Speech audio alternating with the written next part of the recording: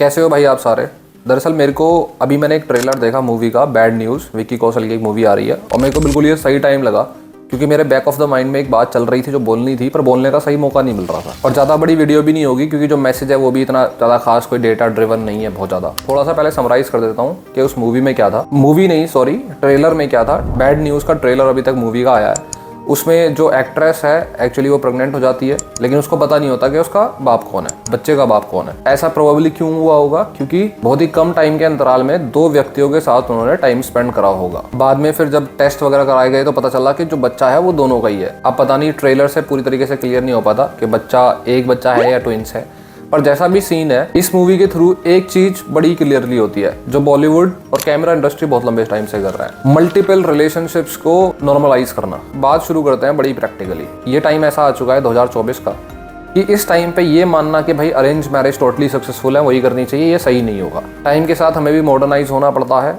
और हम अपने पसंदीदा इंसान को खुद चुने, इसमें कोई गलत बात नहीं है। इसीलिए रिलेशनशिप्स भी बिल्कुल गलत नहीं है। अब एक इंसान एक ही रिलेशनशिप हो उसकी ये भी ज़रूरी नहीं है क्योंकि कई बार इंसान जो स्टार्टिंग के महीने भर में या 10 दिन में दिखाने की कोशिश करता है अपने आप को, उससे कई बार वो बहुत ही बदमाश टाइप का आदमी निकल जाता है या इवन औरत भी निकल सकती है। इनफैक्ट ऐसी सिचुएशन में अगर इंसान को प्यार हो जाए तो फिर दिल टूटता है और काफ़ी डिप्रेस टाइप की लाइफ हो जाती है। तो ऐसी सिचुएशन में अगर किसी इंसान के 2-3 रिलेशंस हो जाते हैं तो उसमें कुछ गलत नहीं है। आपको अपने लाइफ पार्टनर चूज करने में टाइम लगता है। और भी बातें हैं कि आपकी कंपैटिबिलिटी किसके साथ बैठती है किसके साथ नहीं बैठती। अरेंज मैरिजेस में आजकल के ज़माने में चीज़ें बहुत चेंज होने लग गई हैं।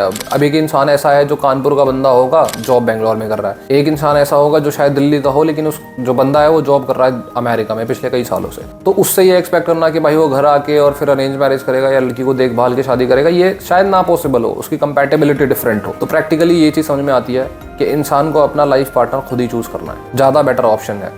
लेकिन एट द सेम टाइम जब ये रिलेशनशिप्स की शुरुआत होती है ना, तो जो कैमरा इंडस्ट्री है जो नॉर्मलाइज करने की कोशिश करती है या अपने पैसे कमाने की कोशिश करती है फिल्में चला के या जो भी सीरियल्स वगैरह चला के, उसमें प्रॉब्लम ये है कि चाय अगर ज़्यादा मीठी हो जाए तो किसी काम की नहीं है। अगर एक्सेसिव रिलेशनशिप्स को एंटरटेन करा जाएगा, उसको नॉर्मलाइज करा जाएगा, तो ये अरेंज मैरिजेस से भी ज़्यादा खतरनाक है। इससे बेहतर तो ये होता कि अरेंज मैरिज वाला ऑप्शन ही चूज करता इंसान। अब ध्यान से सुनना, बहुत सारे लोग हैं जो मेरी बात से डिसएग्री करेंगे लेकिन जो एग्री कर रहे हैं और समझने की कोशिश कर रहे हैं वही मेरे लिए इनफ है। आपके बहुत सारे फ्रीक्वेंटली रिलेशंस चेंज होते चले जा रहे हैं। यहाँ पे लड़का लड़की मैं बिल्कुल भी डिफरेंस नहीं कर रहा, दोनों अपने हिसाब से ही सोचना। आपके रिलेशंस बहुत तेजी से चेंज होते चले जा रहे हैं और ना ही आप उनको सीरियसली लेते हो। तो यंग एज में तो इंसान को बड़ा मजा आता है सारी चीज करने में। पता है क्यों?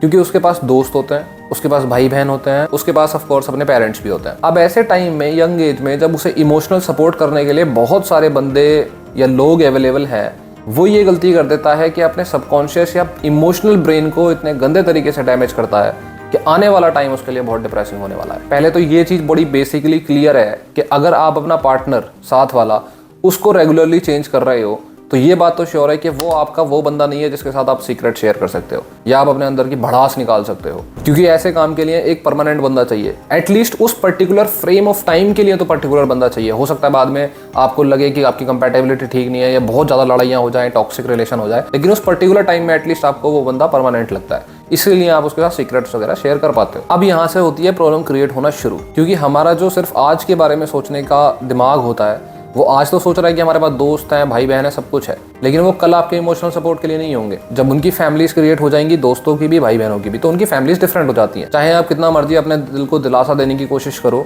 फाइनली जब उनकी फैमिलीज अलग होंगी तो आप उनकी प्रायोरिटी लिस्ट में नंबर 1 नहीं हो। पहले हो सकते हो, बाद में आप दूसरे नंबर पर चले जाओगे, शायद तीसरे चौथे पे भी चले जाओ। और लोग टीनेज ईयर्स में या फिर उसके बाद भी दोस्त क्यों बनाते हैं? क्योंकि पेरेंट्स से कुछ बातें हम शेयर नहीं कर पाते। उसका एक जनरेशन गैप होता है। प्रैक्टिकली चीज़ें समझने की कोशिश करना, वो जनरेशन गैप मेक श्योर करता है कि आप अपनी कई सारी इमोशनल सपोर्ट की बातें अपने पेरेंट्स से कर नहीं पाते। दोस्त भाई बहन इमोशनल सपोर्ट के लिए रहते नहीं है, माँ बाप से आप शेयर कर नहीं पाते।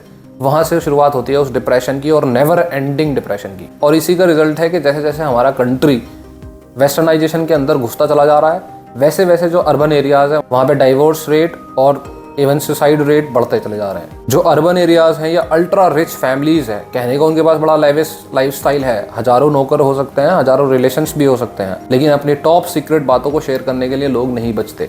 अब शायद कुछ लोगों को लग सकता है कि भाई हमें समझ है कि किससे शादी करनी है किससे नहीं, कौन से रिलेशंस ठीक है कौन से नहीं है, और कुछ लोग अभी भी अरेंज मैरिज करते हैं, बहुत लोग करते हैं इनफैक्ट, कुछ नहीं। ये हम क्यों करते हैं? क्योंकि हमारे पेरेंट्स जो कंजर्वेटिव सोसाइटी से निकल के आते हैं, हम अभी भी उनके इन्फ्लुएंस में हैं। हमारे पास मोस्टली दो तरीके के इन्फ्लुएंस ही क्रिएट हो रहे हैं, एक तो हमारे पेरेंट्स के इन्फ्लुएंस और दूसरा जो कैमरा इंडस्ट्री का मॉडर्न इन्फ्लुएंस है। बहुत ही क्रिस्टल क्लियर चीज़ है ये। इंसान या तो अरेंज मैरिज कर रहा है, क्यों कर रहा है? क्योंकि वो अपनी फैमिली का रिस्पेक्ट करता है या उसे वो मेथड ही बढ़िया लगता है, कोई दिक्कत नहीं है। या फिर वो लव मैरिज करता है क्योंकि मॉडर्नाइजेशन हुई और कैमरा इंडस्ट्री ने भी ये काम अच्छे से किया। इस टाइम तक ये अच्छा था, लेकिन आने वाला टाइम बड़ा खतरनाक क्यों होगा? क्योंकि हमारी जो जनरेशन है उनके पास एक एग्जाम्पल था, हमारे पेरेंट्स जो कंजर्वेटिव्स थे, कंजर्वेटिव सोसाइटी से आते थे। आने वाले टाइम में उनके पास कोई एग्जाम्पल नहीं होगा। इन्फ्लुएंस अगर होगा तो सिर्फ कैमरा इंडस्ट्री का या उनके साथ वाले बंदों का। और जब हमारे वो पेरेंट्स नहीं होंगे या उस जनरेशन के वो पेरेंट्स नहीं होंगे कंजर्वेटिव वाले, तो हम कौन से स्टेज में घुस जाएंगे, ये आप सोच के देखो। और बॉलीवुड या कैमरा इंडस्ट्री के जो इन्फ्लुएंस है उसको तो अंडररेट करा ही नहीं जा सकता, क्योंकि आज भी लोग सलमान खान के तेरे नाम का कट और संजय दत्त वाली पर्सनैलिटी लेके घूमते हैं। एक और चीज बताता हूँ मैं आपको, पहले के टाइम में जब मोस्टली गाँव में लोग रहा करते थे, वहाँ जिंदगी जी जाती थी, तो लोग अक्सर अपने जो सीक्रेट्स हैं वो ऐसे लोगों के साथ भी शेयर कर देते थे जो बहुत ज़्यादा स्ट्रेंजर्स हों शायद उनके लिए, क्योंकि उनको पता है कि उसका इन्फ्लुएंस कुछ खास तो होने वाला नहीं है। ज़्यादा से ज़्यादा अगर कोई दिक्कत भी होगी तो गांव के अंदर होगी। वैसे भी उस टाइम पे यूनिटी बहुत हुआ करती थी, तो गांव के बाहर या अपने खानदान के बाहर बात ना जाए ताकि इज्जत बनी रहे, ये सारी लिमिटेशंस हुआ करती थी। अपने सीक्रेट को शेयर करना या अपने मन की भड़ास को निकालना बड़ा आसान हुआ करता था उस टाइम पे। आज क्या है, आज एक अनजान सा आदमी या लेडी, सिर्फ 2 मिनट लगते हैं उनकी कोई भी इन्फॉर्मेशन को वायरल होने में सोशल मीडिया पे।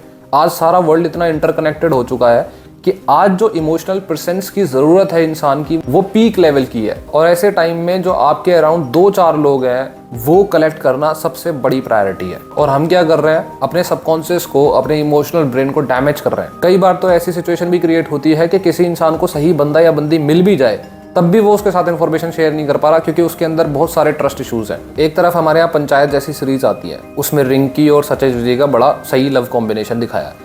3 सीजन निकल चुके हैं, लेकिन आज तक सचिव जी ने और रिंकी ने हाथ तक नहीं पकड़ा है। और दूसरी तरफ ऐसी फिल्में हैं जो कल्चर को डैमेज करने की पूरी कोशिश करते हैं, जिसमें एक बच्चा है, उसके बाप 2 हैं। क्या सिनेरियो क्रिएट कर दिया। एक तो थोड़ा ये समझ नहीं आता कि हमें हमेशा कॉमेडी क्रिएट करने के लिए या पैसा क्रिएट करने के लिए इंटीमेट रिलेशनशिप्स की बात ही क्यों करनी होती है। कॉन्क्लूसिवली अगर किसी इंसान के कुछ लिमिटेड रिलेशंस रह चुके हैं अपने परफेक्ट लाइफ पार्टनर को ढूंढने के लिए, वो सेंस करता है, वो आज के टाइम में वैलिड है, उसमें कुछ गलत नहीं है। लेकिन जितने भी लोग ये प्रैक्टिसेस करते हैं, multiple relations at one time, या फिर जल्दी जल्दी अपने रिलेशंस को चेंज करते हैं क्योंकि मजा आ रहा है भाई लाइफ में, इन लोगों को लगता है कि एक टाइम के बाद सेटल डाउन हो जाएंगे एक ही लाइफ पार्टनर के साथ। लेकिन जो इमोशनल ब्रेन डैमेज हुआ है ना, वो दोबारा रिपेयर नहीं होता है। और ऐसे केसेस में जब वो आपको परफेक्ट लाइफ पार्टनर मिल भी जाता है ना, तब आप उस परफेक्ट लाइफ पार्टनर के लिए रेडी नहीं होते हो। तो जितना जल्दी हो सके उस एक इंसान को जिसे आप चूज करना चाहते हो, उसकी इंपॉर्टेंस को समझना स्टार्ट करो, क्योंकि वो आपकी लाइफ का आधा थेरेपिस्ट होता है। थेरेपिस्ट भी क्या करते हैं, 2 ही चीजें मेनली वो करते हैं। एक तो वो एक्सपर्ट होते हैं आपकी बातों को सुन के उसके सॉल्यूशन को निकालने में।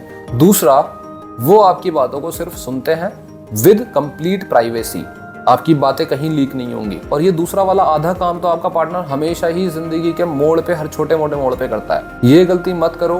Do not do this mistake of losing your permanent therapist. बस इतनी छोटी सी वीडियो थी। That's it, see you in the next video.